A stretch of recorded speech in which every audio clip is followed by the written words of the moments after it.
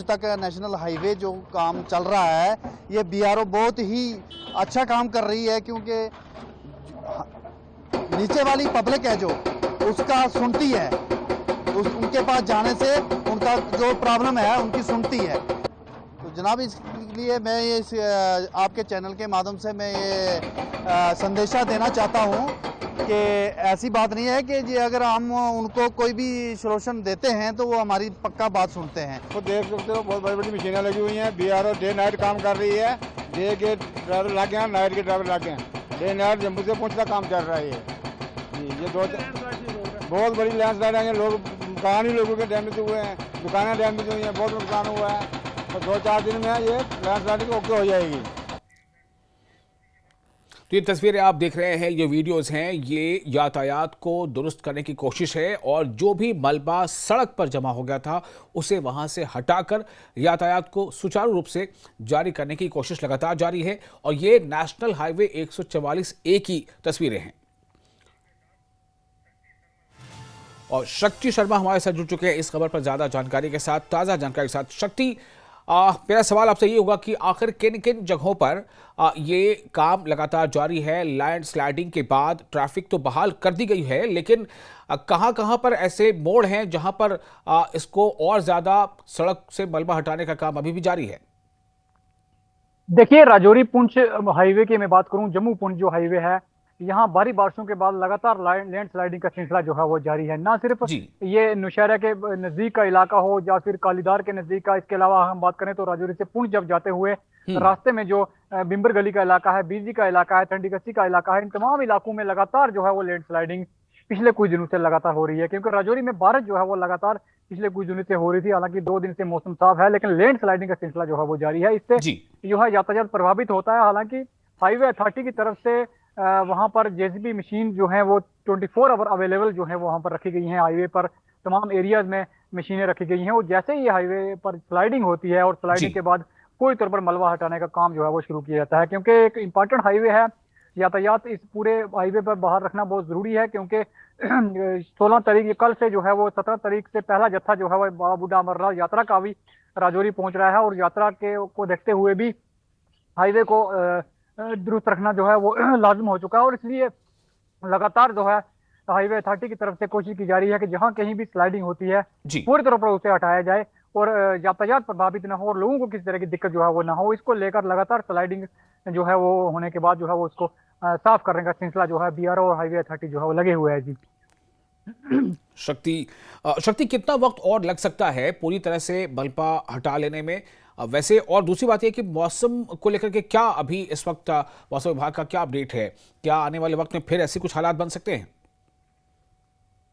मलबा हटाने की मैं बात करूं तो 2 से 2 घंटे के करीब लग सकता है और समय इस मलबे को पूरी तरह से साफ करने में। और इसके साथ साथ मैं बात करूं तो राजौरी का ये जो पूरा एरिया है, तमाम एरिया में जैसे मैंने पहले कहा कि अलर्ट है पूरी तरह से हाईवे अथॉरिटी और बीआरओ भी।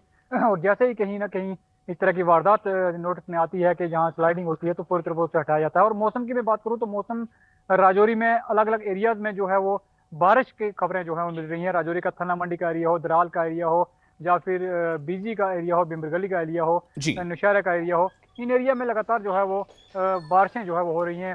और क्योंकि ये महीना जो है वो इस महीने में लगातार बारिशें जो है वो लास्ट ईयर भी हुई थी और अभी भी जो है वो बारिशों का सिलसिला जारी है। तो कहीं ना कहीं मौसम जो है अभी पूरी तरह से साफ नहीं हुआ है और लगातार अलर्ट जो है वो जारी भी किया गया है कि कभी भी बारिश जो है वो हो सकती है। और हाईवे पर जो भी चलने वाले लोग हैं, यात्रियों को एडवाइजरी भी जिला प्रशासन की तरफ से पहले से ही जारी की गई है कि वो बहुत जरूरी हो घरों से बाहर निकलें हाईवे पर और सोच समझ के ही सफर जो है वो करें। लेकिन फिलहाल जो है वो बारिश का सिलसिला अभी रुकने वाला नहीं है। चलिए, बहुत शुक्रिया आपका शक्ति तमाम जानकारी के लिए। तो ये जम्मू पुंछ हाईवे पर जहां जहां लैंड स्लाइडिंग हुई थी उससे पूरी तरह से रास्ते को साफ करने की कोशिश लगातार जारी है।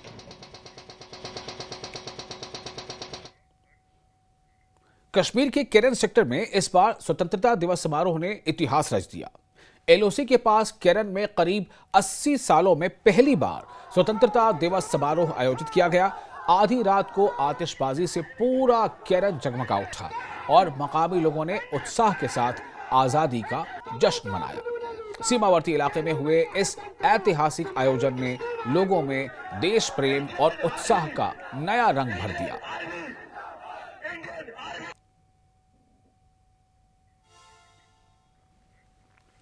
और डोडा की भलीसा के रहने वाले इंटरनेशनल शूटर चेन सिंह ने इस बार पहली बार अपने गृहनगर में स्वतंत्रता दिवस समारोह में हिस्सा लिया। 15 अगस्त के मौके पर उन्होंने कहा कि अपने गांव में राष्ट्रीय पर्व का हिस्सा बनना उनके लिए गर्व और सम्मान की बात है। चेन सिंह ने राष्ट्रीय और अंतर्राष्ट्रीय स्तर पर शूटिंग में भारत का प्रतिनिधित्व किया है। रियो ओलंपिक 2016 में भी उन्होंने देश का प्रतिनिधित्व किया था।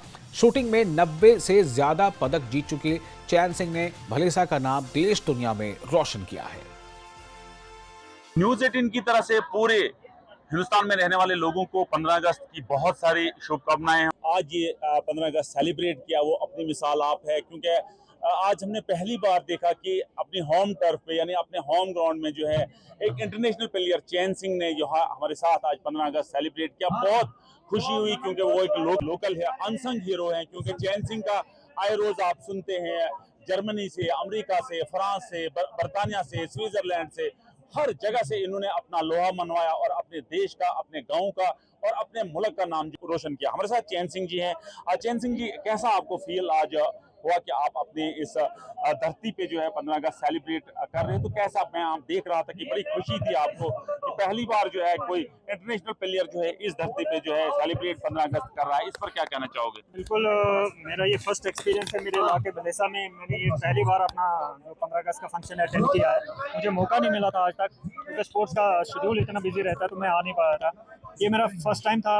बहुत ही ज़बरदस्त कल्चरल प्रोग्राम मैंने देखा। तमाम स्कूलों के बच्चे बढ़ चढ़ कर जो हिस्सा ले रहे हैं। एक वक्त हुआ करता था जब हम लोग पढ़ते थे स्कूलों में, 15 अगस्त के दिन कंप्लीट छुट्टी होती थी, कोई सेलिब्रेशन नहीं, डर ही बहुत थी, मिलिटेंसी का टाइम था। तो ये जो चेंज आज मैंने देखा, ये इसको देख के बहुत खुशी हुई। हमारा जो हिंदुस्तान है वो तरक्की की तरफ बिल्कुल अग्रसर है और बहुत सारा कल्चरल प्रोग्राम हुआ, फंक्शन हुआ, बड़ा ज़बरदस्त। बहुत खुशी होती है अपने होम टाउन में ये सारा फंक्शन अटेंड कर। हमारे लोग हैं ना, वो कोई भी फंक्शन जब देशभक्ति का सेलिब्रेट करते हैं वो दिल से करते हैं। एक कल्चर उसको मान के वो सेलिब्रेट करते हैं। जो सिटीज़ के लोग हैं या बाकी शहरी लोग हैं, वो कोई भी ऐसा फंक्शन होगा वो प्रोफेशनली सेलिब्रेट करेंगे, उसमें एज ए ड्यूटी टाइप का वो सेलिब्रेशन करते हैं। लेकिन हमारे लोगों में बहुत दिल से सेलिब्रेशन आता है और वो पूरा जी जान लगा के इसके लिए पैट्रियोटिक भाव के साथ इसको सेलिब्रेट करते हैं, जो कि बहुत अच्छी बात है। ये डिफरेंस मैंने देखा है। बहुत बहुत शुक्रिया नेटवर्क एजेंसी के साथ चैन सिंह जी बात करने के लिए। तो ये थे चैन सिंह जी। इनका कहना है कि रूरल एरियाज और अर्बन एरियाज का अगर डिफरेंस देखा जाए तो यहाँ के लोगों को बहुत जो दिल में एक लगन होती है, हुब्बुल वतनी का जो जज्बा होता है, उसको कभी हम भुला नहीं सकते हैं। और जिस तरह हमने आज इस प्रोग्राम में रूरल एरियाज में, देहाती एरियो में यहाँ देखा कि लोगों को सेलिब्रेट करते, बच्चों को सेलिब्रेट करते, वो काबिल तारीफ। हम उम्मीद करेंगे कि इस तरह ही हमारे लोग, हमारे जितने भी गाँव में लोग रहते हैं, वो इस 15 अगस्त को सेलिब्रेट करेंगे और हमेशा इस झंडे को ऊंचाइयों पे रखेंगे, ऊंचाइयों पे देखेंगे और इसकी आन बान शान में कभी फर्क होने नहीं देंगे। नेटवर्क 18 के लिए फिरदौस पांडे, ग्राउंड जीरो, गुंदो, डोडा से।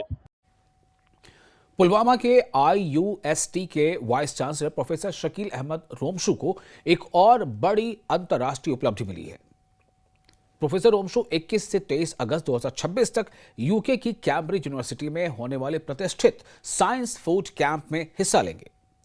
केवल आमंत्रण पर शामिल होने वाले इस वैश्विक मंच पर दुनिया भर के करीब 200 प्रमुख वैज्ञानिक और इनोवेटर जुड़ेंगे। जलवायु परिवर्तन, जल संसाधनों और पर्यावरणीय स्थिरता पर उनके शोध को देखते हुए उन्हें लगातार दूसरी बार इस प्रतिष्ठित मंच के लिए आमंत्रित किया गया है। This is an honor to be selected as the participant at the Science Food Camp. और इस साल जो है science food camp university of Cambridge में इसका ऑर्गेनाइज किया गया है। लास्ट ईयर ये कैलिफोर्निया में इसकी ऑर्गेनाइजेशन हुई थी गूगल कैंपस में, और नेक्स्ट ईयर जो है ये नेशनल यूनिवर्सिटी ऑफ सिंगापुर में इसका ऑर्गेनाइज होना है। साइंस फूड कैंप में करीब 200 के करीब global thinkers, leading scientists, innovators होते हैं and they are linked to different fields. कोई साइंस एंड टेक्नोलॉजी से है, कोई इवन ह्यूमैनिटीज़ से है, कोई टेक्नोलॉजी के रिलेटेड है, कोई बेसिक साइंस के रिलेटेड है। और जितने भी global issues at the world level पर आइडेंटिफाई किए गए हैं और जो टेक्नोलॉजीज़ अवेलेबल है, जो सॉल्यूशंस अवेलेबल है, उनको डिस्कशन में लाया जाता है। और फिर चाहे वो हिमालयाज़ में इश्यूज़ हो, चाहे वो किसी और कॉन्टिनेंट में हो, किसी और जगह हो, तो उन सब पर चर्चा होती है और उसके मुतलिक ब्रेनस्टॉर्मिंग होती है और वो नेक्स्ट मीटिंग का एजेंडा बन जाता है तब तक जब तक सॉल्यूशंस अवेलेबल हो जाए। और जम्मू कश्मीर में बाबा अमरनाथ यात्रा के बाद अब बाबा बुढ़ा अमरनाथ की सालाना यात्रा भी शुरू होने जा रही है। यात्रा से पहले जम्मू के यात्री निवास भवन में विश्व हिंदू परिषद और बजरंग दल की ओर से विशेष पूजा और हवन का आयोजन किया गया। इस दौरान यात्रा के शांतिपूर्ण, सफल और सुरक्षित आयोजन के लिए प्रार्थना की गई। वहीं पुंछ के मंडे स्थित बाबा बुढ़ा अमरनाथ के दर्शन के लिए देश भर से श्रद्धालु जम्मू पहुंच चुके हैं। हवन में श्रद्धालुओं के साथ संगठन के पदाधिकारी भी मौजूद रहे।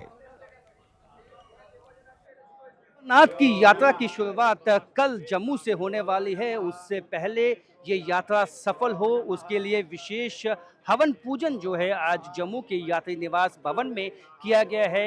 ये हवन पूजन बजरंग दल एवं विश्व हिंदू परिषद यानी वीएचपी की तरफ से किया गया है, क्योंकि यात्रा का संचालन इनकी तरफ से किया जाता है। काफ़ी संख्या में श्रद्धालुगण जो हैं वो जम्मू के यात्री निवास भवन में पहुंच चुके हैं। जिससे पहले बाबा अमरनाथ की यात्रा जिस तरह से अब तक सफल रही है, उसी तरह ये यात्रा भी सफल रहे, इसकी कामना करते हुए इस हवन को जो है वो किया गया है यहाँ पे। अब समझ सकते हैं कि इस दफ़ा जो है जिस तरह से ये यात्रा सफल हुई है, जिस तरह से माता वैष्णो देवी की यात्रा में रिकॉर्ड संख्या में श्रद्धालु इस साल पहुँचे हैं, उसके बाद बाबा अमरनाथ की यात्रा में पहुँचे हैं। अब बूढ़ा बाबा अमरनाथ की यात्रा जो जम्मू से जो कि पुंछ ज़िले के मंडी तहसील में जाती है और बाबा बूढ़ा अमरनाथ की दर्शन करने के लिए यहाँ श्रद्धालु पहुँचते हैं। हर साल हमने देखा है कि उत्साह जो है वो बड़ा है।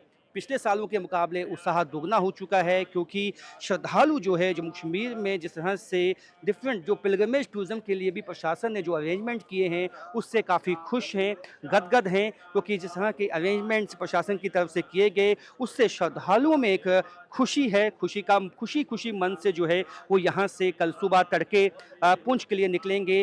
टाइट सिक्योरिटी अरेंजमेंट्स भी किए गए हैं, लेकिन ये विशेष हवन पूजन आपको याद होगा कि बाबा अमरनाथ की यात्रा से पहले भी किया गया था। इसका मकसद यही है कि यात्रा सफल हो, यात्रा सुखद हो। बहुत ही अच्छे ढंग से यात्रा के जो है प्रबंध भी प्रशासन की तरफ से किए गए हैं। ये सब जो है ये तभी हो पाता है जब एक कोऑर्डिनेटेड एफर्ट जो है इसमें लगता है। इसमें जिस तरह से सभी संस्थाएं जम्मू की उनका सहयोग मिला है। इससे साथ साथ बजरंग दल, वीएचपी जो कि फैसिलिटेट करती हैं, संचालन करती हैं इस यात्रा का, वो भी इस यात्रा को फैसिलिटेट करने के लिए और प्रशासन के साथ एक मीडियम का काम करती हैं, जो कि यहाँ श्रद्धालुओं को जो है जितने भी अरेंजमेंट्स हैं वो ठीक हैं उसके लिए भी जो है उसका विश्लेषण करती हैं, उसको चेक करती हैं और ये यात्रा जो है सुखद रहेगी, ये उम्मीद जताई गई है। क्योंकि पिछले सालों के मुकाबले इस दफ़ा बाबा बूढ़ा अमरनाथ की यात्रा का रिकॉर्ड भी टूट सकता है, क्योंकि जिस तरह से श्रद्धालुओं का उत्साह दिखाई दिया है वो अपने आप में बहुत ही अहम है। और जिस तरह से श्रद्धालु जम्मू कश्मीर में पहुंच रहे हैं ये साफ दिखाता है कि अब फिज़ा बदल चुकी है। यहाँ पे जो लोगों का विश्वास है वो बहाल हो चुका है और उसका श्रेय प्रशासन को जाता है कि जिस तरह के कदम प्रशासन ने उठाए हैं ये उसी का ही फल है कि रिकॉर्ड संख्या में श्रद्धालु इस साल जम्मू कश्मीर पहुँच रहे हैं। राजन वैद, न्यूज़ 18 जम्मू। गांदरबल के कांगन के बाबा नगरी वांगथ में जाने माने धार्मिक व्यक्तित्व और गुर्जर नेता मियां बशीर अहमद लारवी को उनकी 5वीं पुण्यतिथि पर याद किया गया। जम्मू कश्मीर के अलग अलग हिस्सों से हजारों श्रद्धालु यहां पहुंचे और फातिहा पढ़कर उन्हें श्रद्धांजलि दी। सज्जादा नशीं मियां अल्ताफ अहमद ने विशेष दुआ कराई। इस दौरान मियां बशीर अहमद लारवी के आध्यात्मिक, सामाजिक और सामुदायिक योगदान को याद किया गया। साथ ही नशे के खिलाफ नौजवानों को बेदार करने का पैगाम भी दिया गया और उनकी लिखी किताबों और डायरी का विमोचन भी हुआ।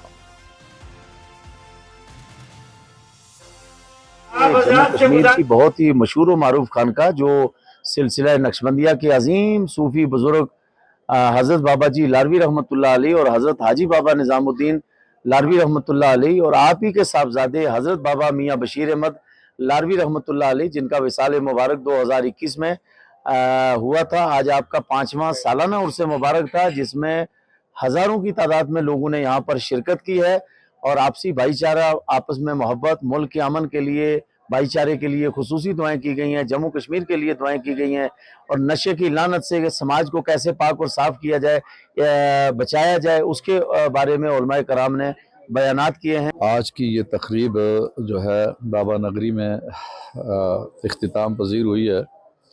ये हमारे पीर व मुर्शद शेख तरीक़त वली कामिल सुल्तानुल आरिफीन अलहाज हज़रत बाबा मियाँ बशीर अहमद लारवी रहमतुल्लाह ताला अलैह का ये सालाना उर्स था, और हम भी दुआ करते हैं कि अल्लाह ताला हमारे मुल्क में खुशहालियाँ अता फरमाए। इनका तो पैगाम यही है जो पैगाम रसूलुल्लाह सल्लल्लाहु अलैहि वसल्लम ने उम्मत को दिया, और उसी पैगाम को इन्होंने जो है अपनी उम्र भर एक सिपाही की तरह, एक नौकर की तरह उन्होंने इल्म दीन, इल्म शरीयत, इल्म तरीक़त, इल्म मारिफत जो है वो लोगों को बांटा।